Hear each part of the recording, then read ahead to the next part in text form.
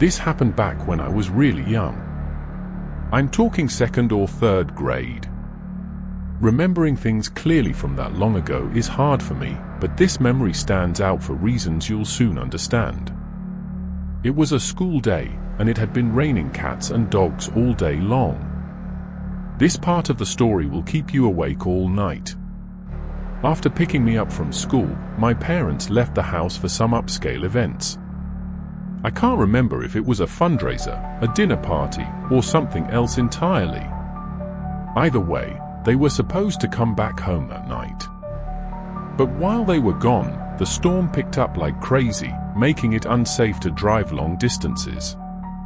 So, they reluctantly decided to spend the night at one of their friends' houses instead of driving back home, a friend who lived much closer to where the event was. I remember them calling me on the house phone and repeatedly apologizing for leaving me there by myself, even though I insisted I wasn't even hungry and that I'd be fine. My mom gave me a list of things to do before bed: lock all the doors and windows, keep at least one house light on, and make sure all the blinds were closed. Typical stuff. There was something in their house, and it wasn't human. At the time, I didn't understand why they were making such a big deal about everything. I wasn't quite old enough to realize how important it was to not leave kids my age home alone. In fact, I was actually kind of excited to have the place to myself.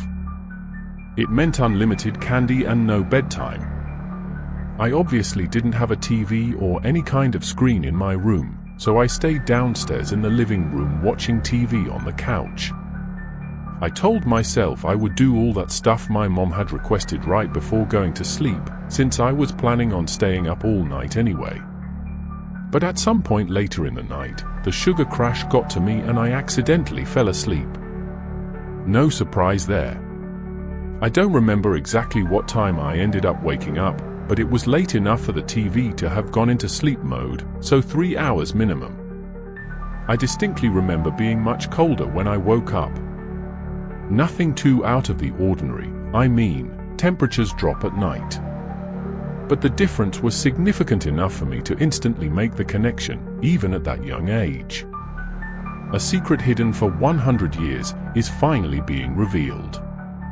I thought about just curling back up and going back to sleep, but then I remembered the list my mom had given me. Even at that age, I knew she'd find out if I didn't do it, and I really didn't want to get in trouble after she trusted me to stay home alone. So, I forced myself off the couch and went to check the windows and doors. I went around and did everything she asked. Locked the front and back doors, closed all the blinds, checked the windows, even the light. Everything was shut tight, which confused me a little because the house still felt way colder than it should have. I even put my hand against a couple of the windows to make sure they weren't cracked open or something, but they were all sealed. I figured maybe the storm knocked out the heater or something, and I didn't think much more about it. That explanation made sense to me at the time, and I was so tired that I couldn't devote more energy to thinking about the heat. Everyone who entered this place never came back. So, I headed upstairs to my room, ready to crawl into bed and forget about it. When I got to my room, I finally realized just how bad the storm had gotten. Our living room is tucked into the center of the house, so I hadn't really been able to appreciate the storm from down there. My childhood bedroom has a big external window, though, so I could hear everything. The rain was slamming against the glass like it was trying to get in. And every minute or so, there was a burst of lightning followed by a deafening clash of thunder. I wasn't scared of storms at that age, but I do remember being concerned that a tree was going to fall on the house. At 3 a.m., the sound they heard ended everything. That's probably why I had trouble falling back asleep, even though I had been dead tired not even 20 minutes prior. As I was lying there trying to fall asleep, I started picking up on these odd sounds. Every so often, there were these weird creaking sounds, like shifting wood. Thing is, the entire floor is carpeted, so it couldn't have been coming from my room. At first, I thought it was a tree swaying in the wind, but the sound didn't quite fit. Even then, I knew the general sounds associated with thunderstorms. This definitely wasn't one of them. It started bothering me after a while. For whatever reason, it wasn't the storm keeping me up. It was that stupid sound. I couldn't take it much longer.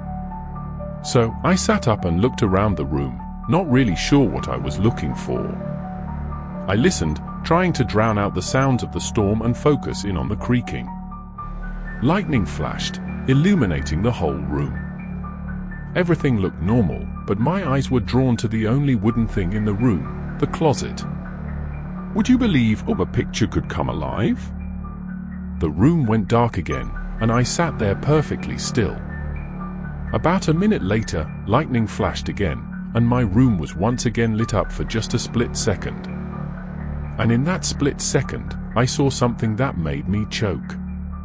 The closet door was slightly ajar. It had been closed before. I was 100% sure of it. Something had opened it. There was something in my room. I didn't scream. I didn't speak. I didn't even think. I just got out of bed as quietly as I could and walked out of the room. That walk from the bed to the door felt like a 500-mile, 5-year journey. I immediately went downstairs and hid under the dining room table. Then, and only then, I started crying. I didn't know what else to do.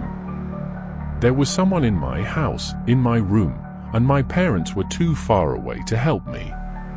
I'm not sure how long I stayed under that table. But at one point, I heard footsteps walking down the stairs. I held my breath, knowing that any sound I made could have ended my life. They weren't normal footsteps. It sounded like whatever it was jumping and pinballing down the stairs. The footsteps got closer.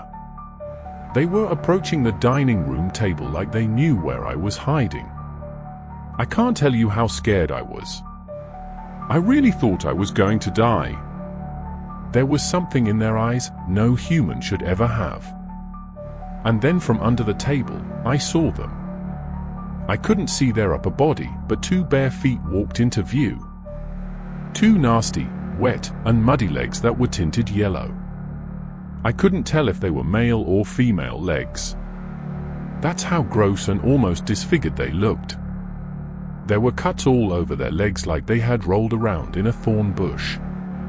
They were also stumbling like they were struggling to even stand upright. And just as I thought it couldn't get any worse, they dropped something. It was a wrench. It clattered against the floor. And I'm telling you, it took every fiber in my being to fight back a scream. If that person bent down to pick the wrench up, they'd definitely see me. With wide eyes, I watched as that person stood still, not picking up the wrench, but not walking away either. It felt like a standoff where any wrong move could end my life. Eventually, they finally continued walking and I couldn't see them anymore. The sound was captured only by the camera, not by human ears. I listened as the chaotic footsteps stomped and stumbled around my first floor for what felt like an eternity. And then finally, the front door opened and shut. They were gone. I stayed hidden under that table for a long time after that. Part of it was fear, but another part of it was what I can only describe as trauma. I just remember being shaken and scared.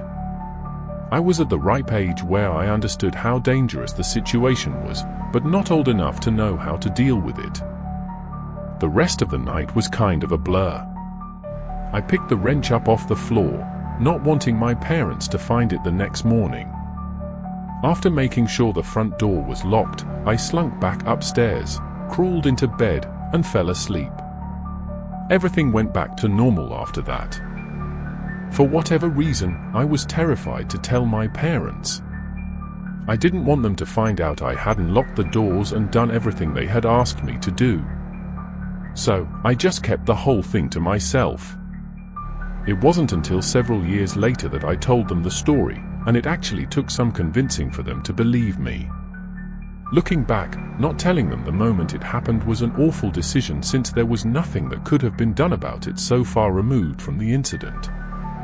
If I'm being frank, this experience traumatized me for basically the rest of my childhood. I slept with a nightlight from then on, and I developed a fear of the dark that didn't go away for a long time. I still have trouble explaining what happened that night, but I learned my lesson: lock your doors at night. This happened over the course of 3 or 4 years when I was a kid. I can't remember exactly when I got the first one, but I started having this recurring half-lucid nightmare maybe once every couple of months. From what I can remember, here's how it would go. I'd be lying down in bed, only the view wasn't from my first-person perspective. Instead, I'd be looking down at myself from the ceiling like I was viewing my own bedroom through a security camera feed. The out-of-body dissociation always freaked me out. I tried to float or swim towards my body, but I was never able to move beyond swiveling my head to look around the room. I was half lucid, so I knew it was a dream, but that didn't make me any less scared. After calming myself down, I'd start noticing strange things about my bedroom. For one, the digital clock on my nightstand would always be counting in reverse. That was typically the first strange detail I'd notice. And once I noticed that, I'd start seeing other weird stuff. There were these drawings taped to random spots on the walls and dresser, like crayon drawings you'd expect from a kid my age, but I had no memory of ever making them. I wasn't the type of kid who ever drew much, so it wasn't like I had just forgotten about them. They always showed the same thing: a row of people holding hands, all smiling, with one smaller figure who I can only imagine was me. They were always standing in front of a house with a blue roof, but I can't remember much more about the drawings than that. The other detail about the dreams that still sticks out to me is an old toy train of mine that was always sitting in a different spot on my bedroom floor, which was significant because I had lost that particular toy years prior. Anyway, after analyzing my room for a bit, I'd get this unexplainable urge to look out my bedroom window. I'd glance over, and as if it were on cue, a man would appear just a few inches from the glass. He had short grey hair and what looked like a cut on his left temple. That's honestly all I can remember about his face. He would watch me sleep for a few seconds, then start clawing at the window like he was trying to open it from the outside. That's usually when I woke up. Sometimes I immediately ran to the window, and sometimes I was too terrified to even move. But I always ended up checking one way or another. I don't know what I thought I'd find. Maybe claw marks or a smudge from where his hand had been, but there was never anything there, or anyone for that matter. After the 4th time it happened, I finally told my parents. My mom told me that recurring dreams weren't that rare, especially at my age, and my dad chimed in to remind me that they were always just one room away if I ever felt scared. I nodded and acted like that helped, but it didn't. Not really. My dad could tell I was still scared, so he took me by the hand and explored the exterior of the house with me. There was no indication that anyone had been there. No footprints, no smudges on the window, nothing. Even so, that didn't calm my nerves as much as you might think. In that corner of darkness, something lurked that should never be named. Keep in mind, this was about 1 year in, so I was having this dream roughly once every 3 months. It wasn't happening every night, not even close. But having the exact same dream 4 times definitely means something, which I knew even at that age. But after that 4th dream, though, they just stopped. For a while, at least. I went nearly 6 months without a single episode. And at some point, I let myself believe it was over. It all just kind of faded into the background, the way childhood fears tend to when life gets more normal. But then it came back. I have no idea what triggered it, but one random night, I had the dream again. Everything was exactly the same as I remembered.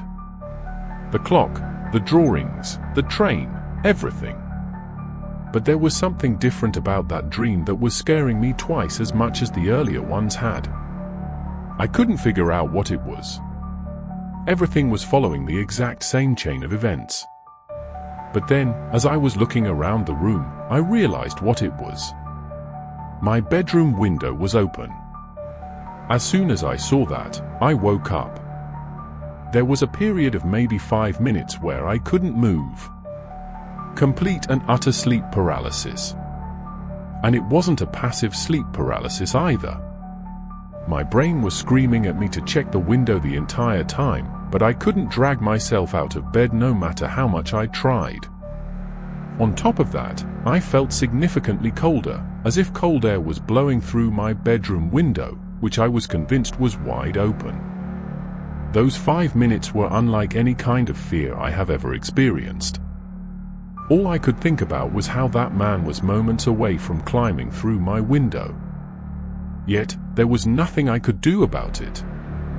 When I finally regained control of my limbs, I forced myself over to the window, confirming that it was locked. I couldn't fall back asleep that night. I was too scared. I'm not sure how I was even able to function the following morning. On the walls of their house, written in blood, "You're next." Another couple of months went by, but I wasn't going to be fooled again. Every night before I went to bed, I thought long and hard about the dream in an attempt to brace myself for having it again. I'm not sure if this logic tracks, but I was hoping that keeping the dream on my brain would help me not get too scared should I have it again. To my surprise, that technique actually worked. The next time I had that dream, I wasn't even half as scared. I didn't even bother checking the window after waking up. By the time I had it again, I was barely scared at all. Still, something about it lingered. Not in a scary way, but enough to make me want to bring it up to my parents again. Maybe it was the way I explained it, or maybe it was because I was slightly older, but for whatever reason, they actually paid closer attention this time. I tried to provide as much detail as possible, something I hadn't done before. As I was getting to my description of the man, my parents' demeanor shifted. Not too dramatically, but enough for me to notice. Specifically, it was right as I was telling them about the cut on his forehead. Before I could even finish, my dad cut me off and asked if I was sure about the cut. I told him I was, and he looked over at my mom like there was some unspoken detail that I wasn't aware of. I asked my parents what was going on, and they assured me that everything was fine. Not wanting to upset them, I didn't inquire further. But from that point on, I started wondering if there was more to the story.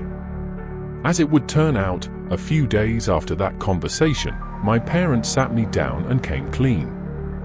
It wasn't some dramatic reveal or anything. They just said there was something they wanted to tell me. My mom did most of the talking.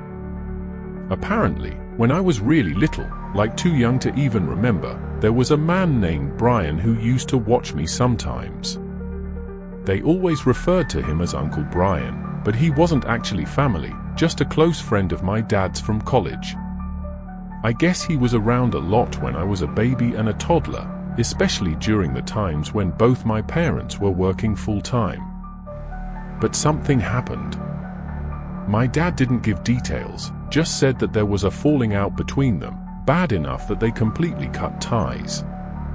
He said he forbade Brian from ever coming near our family again, specifically from coming near me again. That was the end of it. I asked what caused the fallout, but they wouldn't tell me. They just repeated that it had nothing to do with me and that I didn't need to worry. The only other thing they told me, and this is what gave me a sick feeling, was that Brian had a noticeable scar on his forehead from a car accident he'd been in years before I was born. They didn't connect the dots out loud, but they didn't have to. I was old enough to make the connection myself. Later that night, after my mom had gone to bed, my dad lingered in the living room with me a little longer. I could tell he wanted to say more, like he hadn't been totally satisfied with how the conversation went earlier. After a few moments of silence, he told me his theory. He said he thought the dreams were my brain's way of processing something buried really deep. Some memory from when I was little, before I could even form full sentences. He mentioned how close I apparently used to be with Brian. How I'd cry when he left the house, how I always wanted him to be the one to read me to sleep. My dad said he couldn't think of any other way I'd know about the scar on Brian's forehead. I didn't know what to make of that. I had no recollection of this Brian person whatsoever. Even now, I still can't recall a single memory with him in it.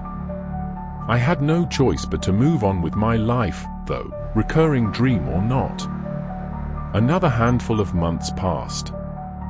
I'm doing my best to describe the timeline as accurately as possible, but it's hard to remember exactly how much time passed in between each dream. That said, the frequency decreased after talking to my parents. I had the dream only once or maybe twice within the next year. But things took a very dark turn sometime in year 4. One night after waking up from the dream, I glanced over at my window just out of habit. And this time I actually saw something move. It was just a flicker, but I was 100% sure something had just moved from right outside my window. And just like that, all the fear I had spent years trying to prevent came rushing back. It was actually worse. I jumped out of bed and screamed for my parents, who took me very seriously. My dad sprinted outside in his bare feet while my mom held me tightly. Eventually, my dad came back and started whispering stuff to my mom. They told me to stay put while they called the police. I listened to them and stayed in their room, although I don't remember ever hearing any sirens or other voices besides theirs that night. My dad insisted everything was fine and that the police were going to take care of things. The next day, he confessed to me that he had seen what he thought were extremely faint footprints underneath my bedroom window. I asked him if he thought it was Brian, and he said that was impossible since they had moved and Brian didn't know where we lived. My dad promised me that nothing bad was going to happen ever, and he would turn out to be right. I never had that dream again. My parents don't like talking about this incident, and I can see why. I'm still yet to get a straight answer out of them, but I've since stopped trying.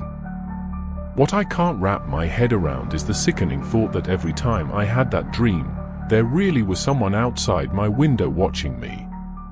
Was it really plausible that someone had been periodically stalking me for 4 years?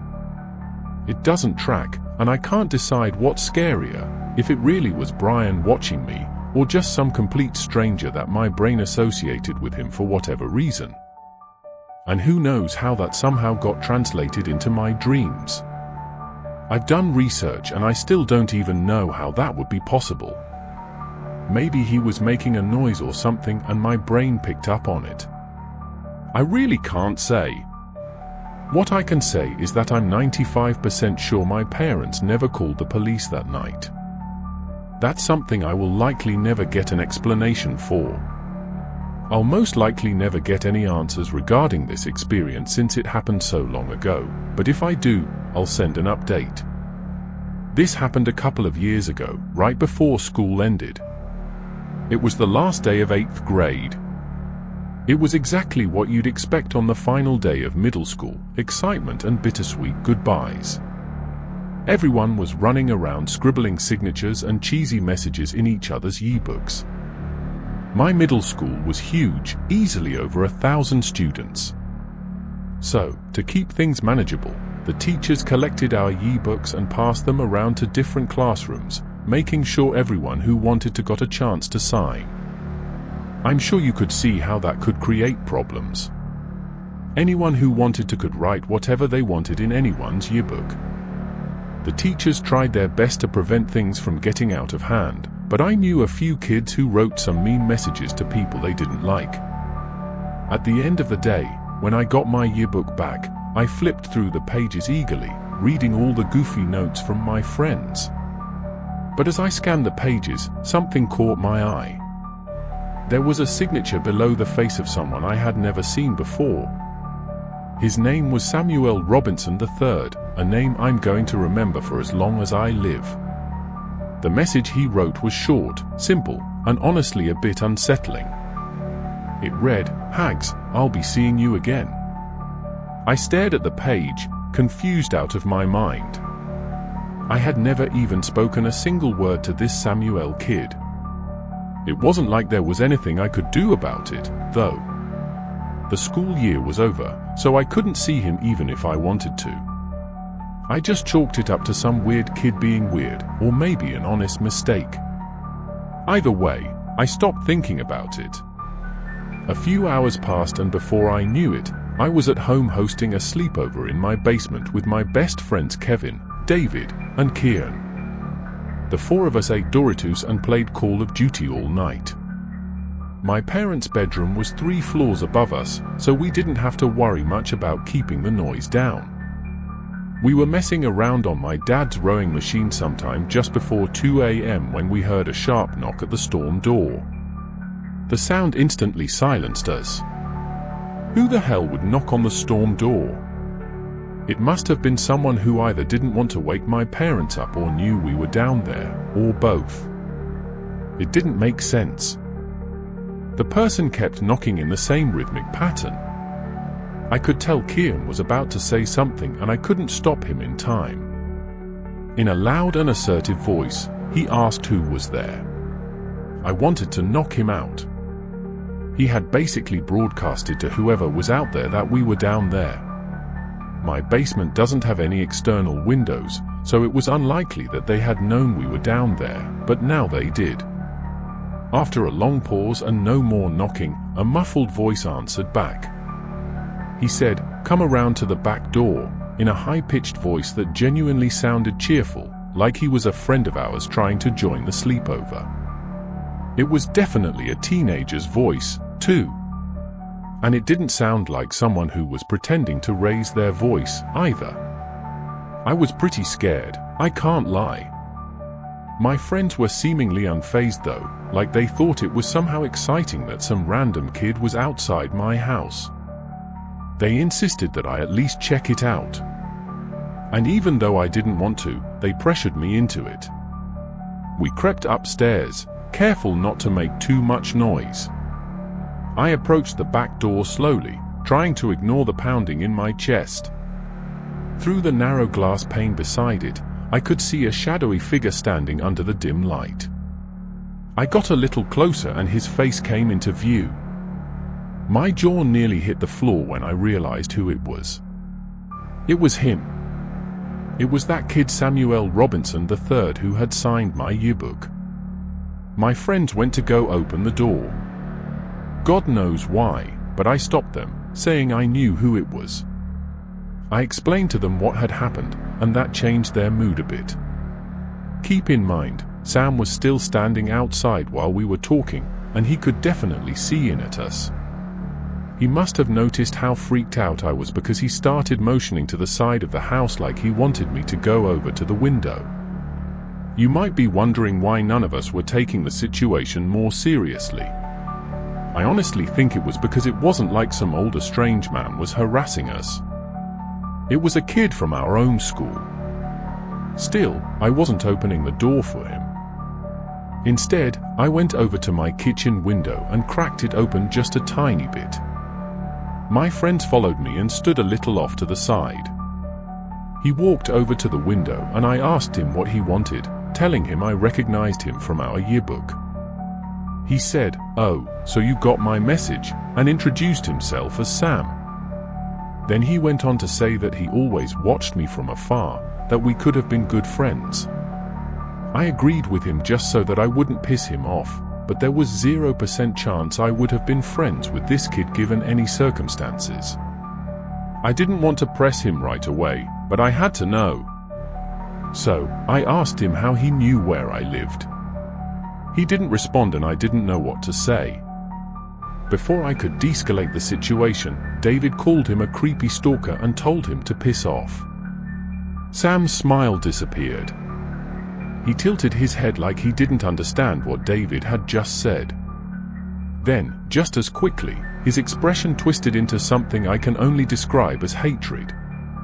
He went from passive and honestly kind of friendly to aggressive and angry. He started screaming things at me. How he hated my friends and thought we should all die. How my ex hated me and random stuff he had no right knowing. He reached toward the window and tried to force it open, but I jammed it shut and locked it. He started snarling at the window and banging on it like an animal. He was 2 seconds away from shattering it.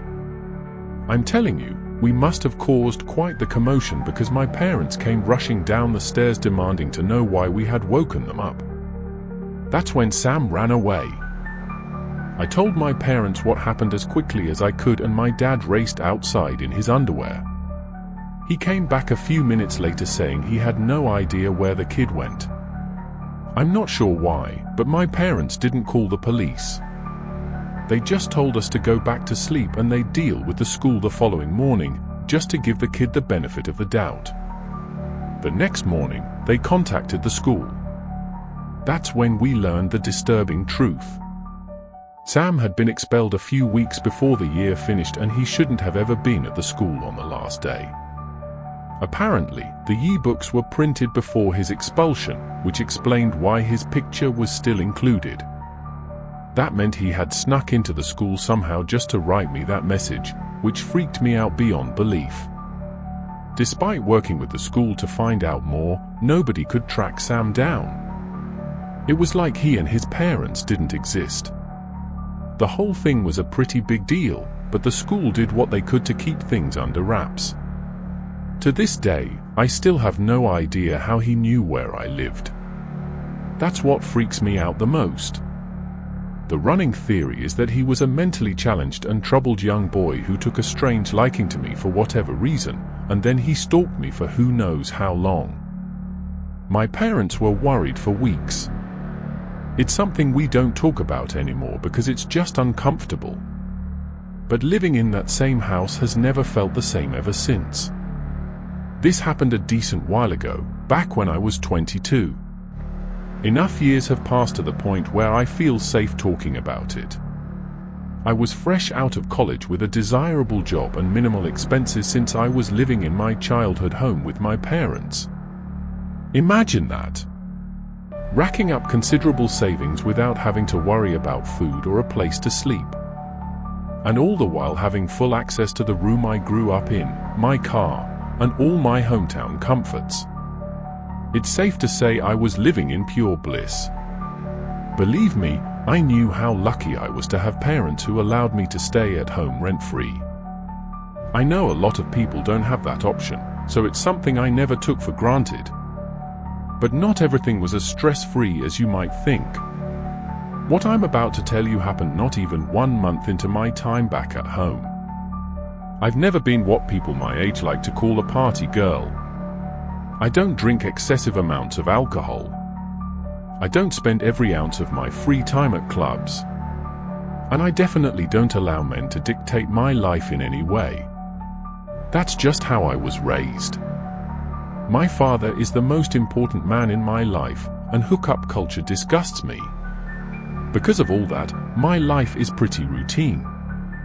Wake up, satisfy my caffeine addiction, go to work, go to the gym, read a bit of my book at home, mess around on my phone, and go to sleep. Weekends are for hiking, mini road trips, board games, and whatever else I decide I want to spend my time doing. But one random weekend, my closest friend from college, Lindsay, invited me and our other 2 friends, Sabrina and Thea, to spend a few days at her family's beach house. I'd never been, but from the way Lindsay talked about it, the place sounded like a dream. Quiet, tucked away from the touristy chaos on its own private beach and just a short walk from the water. To put it bluntly, Lindsay's family is loaded. I think both her parents were neurosurgeons, so I had a feeling her beach house would be insane, and I was far from disappointed. When I first laid eyes on it, I was awestruck. Look, I'm no architect, but I know a modern-style house when I see one. And Lindsay's must have been ultra-modern because it looked more like a covert military safe house than a personal home. I'd love to show you guys pictures of it. Believe me, I've got plenty. But out of respect for Lindsay's family, I think that would be in really poor taste, even if what I'm about to tell you didn't happen. The four of us unloaded our stuff and decided where we'd be sleeping. Lindsay obviously had enough individual bedrooms for all of us to occupy. But what would be the fun in that? Instead, the four of us stayed in the same room, one of the kids' bedrooms that had 2 sets of bunk beds and its own attached bathroom. We'd been staying there 3 nights, which in my opinion is the perfect amount of time to spend coupled up with anyone other than your family. I tend to be relatively irritable, so anyone who's not clean or polite tends to tick me off pretty easily. Not that any of my friends are, but you know how it is. I know I told you about my relatively boring lifestyle already, but if there was a time to drink, it was that weekend with my friends, so I definitely planned on letting loose a little more than I ordinarily would. We wanted to keep the first night pretty chill though, so we walked down to the private beach connected to the house and sat in the sand stargazing.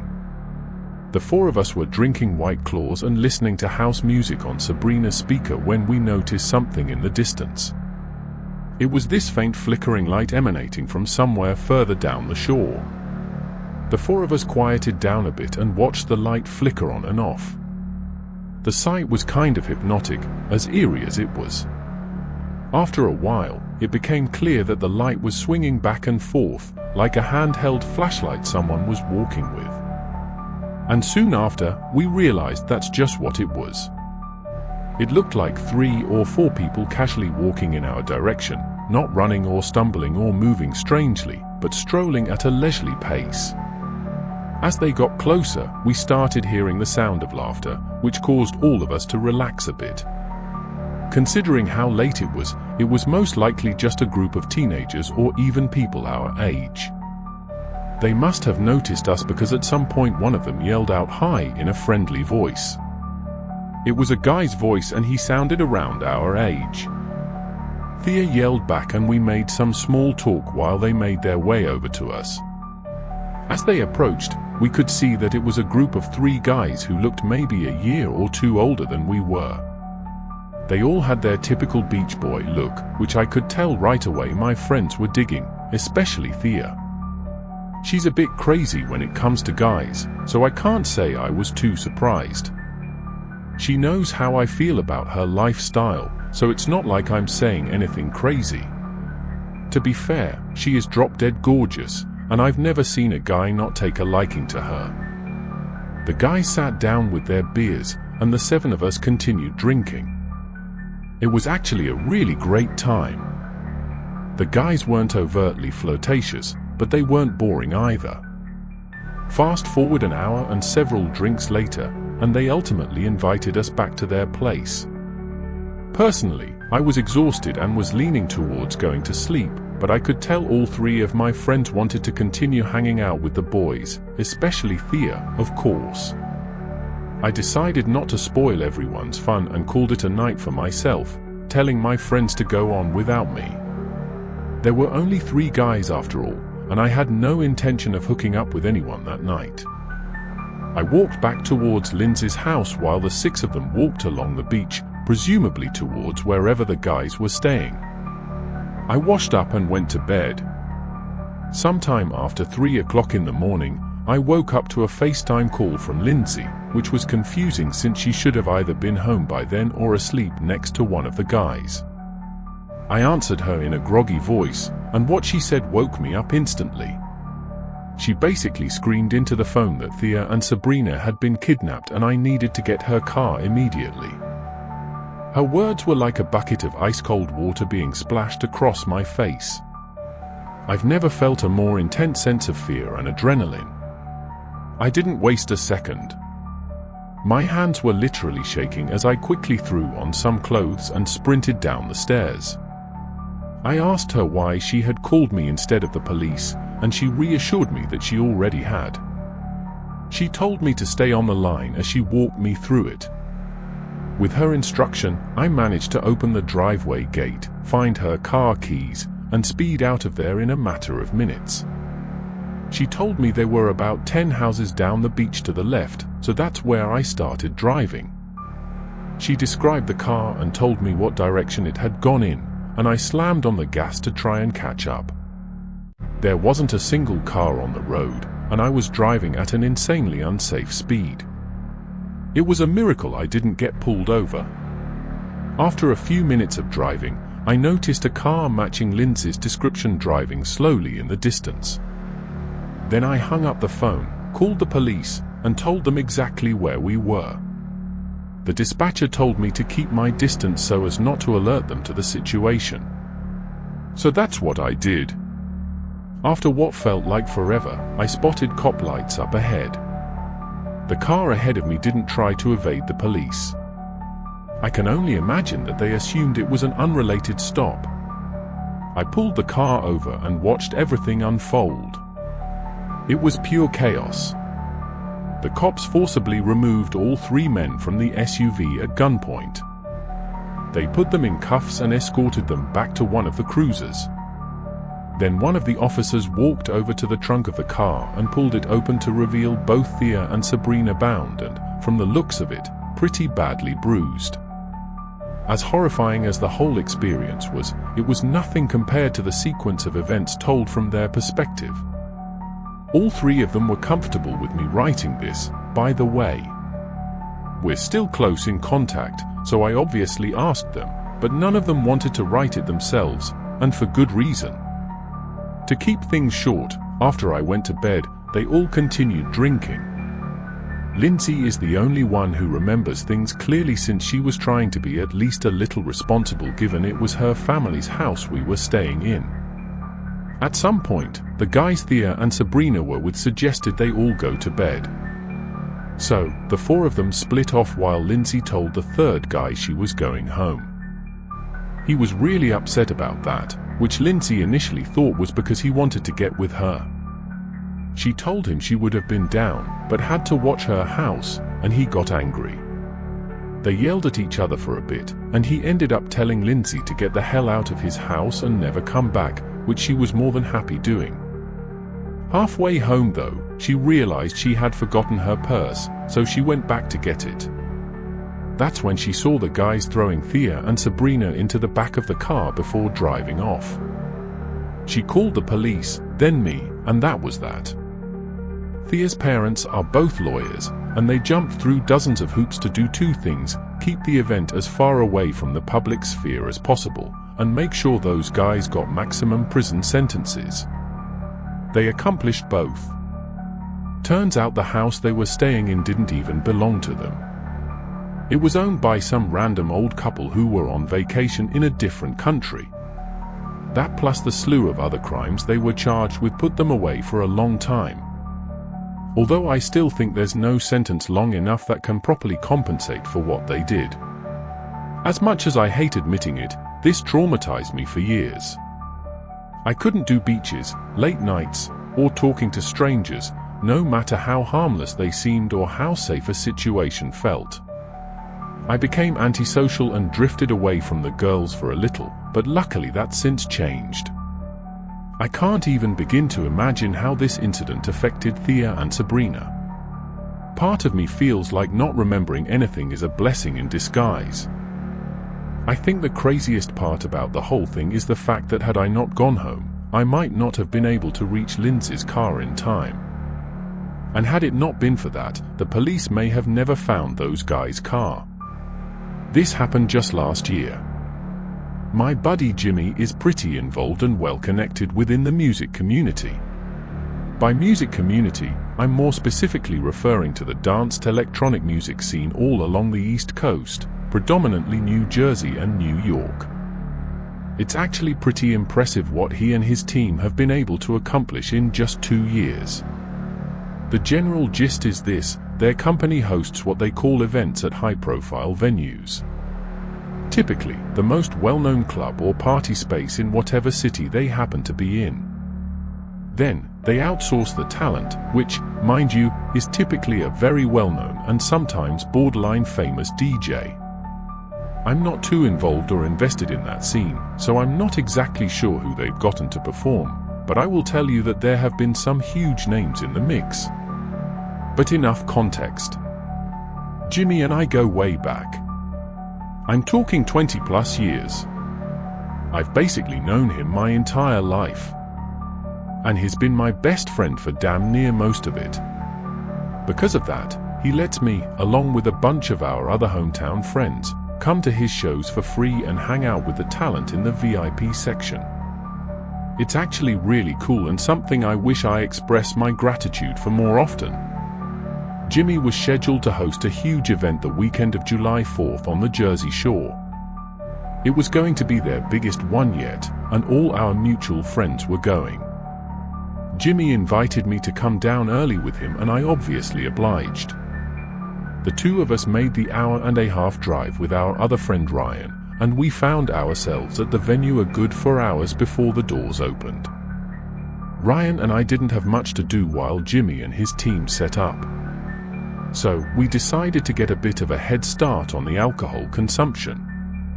Jimmy and his team were entitled to as much free booze as they desired, compliments of the venue, and Ryan and I definitely took advantage of that. By the time the first DJ started his set, Ryan and I were more than a little buzzed, to put it mildly. It was 4th of July weekend after all, so we felt like our degenerate activities were justified. Fast forward a couple hours, and Ryan and I were completely wasted. I honestly don't remember a time since then when I was that drunk. Not even close. Don't get me wrong, Ryan and I are grown men. We can handle our alcohol. Throwing up, making fools of ourselves wasn't the issue, though. It was genuinely just the problem of having lower impulse control and worse decision-making. But either way, we were having a great time, at least from what I can remember. The event was winding down, and it was getting to that point in the night where you either figured out how you were getting home or who you were going home with, or both. Jimmy had rented an Airbnb really close by and promised both Ryan and I a bed, so the first issue wasn't a concern. The second problem, though, that was what was on my mind. The two of us danced over to the bar and started talking to some girls we found attractive, and before long, we had figured out who we were going to spend the rest of the night with. Neither of us are Calvin Klein models, but we're both above 6 foot tall. For whatever reason, the vast majority of guys who hang around the Jersey Shore are usually shorter than average. So being tall is an even bigger boost than it usually is. And for whatever reason, that seems to be the main attribute most girls on the Jersey Shore seek out. Not looks, not build, not intelligence, but height. Don't ask me why. The Jersey and female mind is still something I have yet to comprehend. I'm probably botching their names, but I'm fairly sure the two girls introduced themselves as Gianna and Marcella. Us meeting them coincides with where my ability to recall events precisely becomes a bit hazy. So, there may be gaps in the story from here on out. From what I can remember, it was actually Marcella who suggested we all leave together and continue to party elsewhere, which Ryan and I weren't going to argue with. Gianna handed the two of us a drink and insisted that we get on their level before heading out, even though we had both probably consumed the fluid equivalent of her body weight in alcohol already. I know that whole dynamic, girls getting guys drinks, sounds a little unorthodox, and it is, but these girls were clearly wealthy given how they were dressed. After downing the drinks, the four of us started moving towards the venue's exit.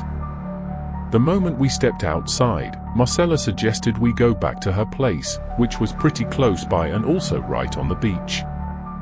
Her saying that actually surprised me a little. I was fully anticipating going back to our Airbnb, considering the guys were usually the ones to host in situations like this, but both girls insisted that Marcella's beach house was definitely nicer than whatever inland Airbnb we found for the night. She had a point, so I didn't argue, and neither did Ryan. We walked along the beach talking the whole time. The girls seemed really intelligent and knowledgeable based on the conversations we had. And I remember finding it so refreshing to talk about something other than nightlife and whatever other garbage I'm used to talking to girls about for once.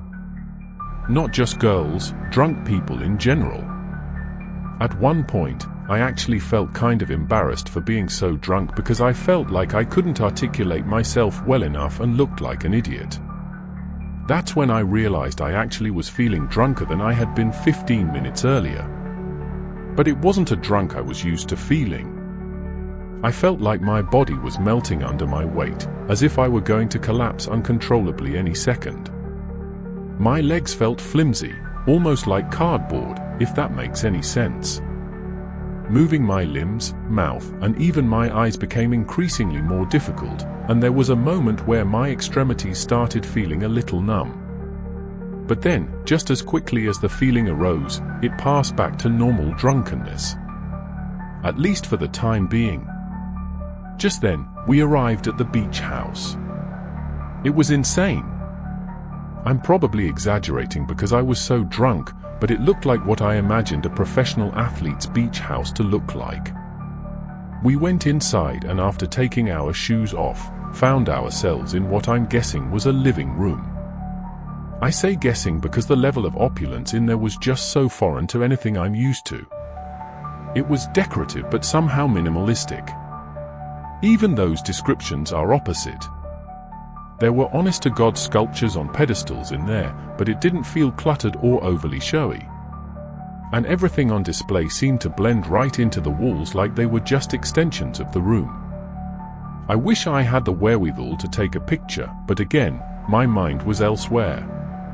Evidently, so was Ryan's because not 15 minutes after stepping foot in the house, he and Marcella had disappeared somewhere in that maze of a house, which left me alone with Gianna. She leaned in to kiss me, and that's the last thing I remember before blacking out. Not her kissing me, but leaning in to kiss me. That's where everything cuts off. I don't remember feeling woozy again or drinking more or doing anything else. But there's a huge gap in my memory that spans several hours and will not come back no matter what I try. But what happened after that, no one has dared to speak of it.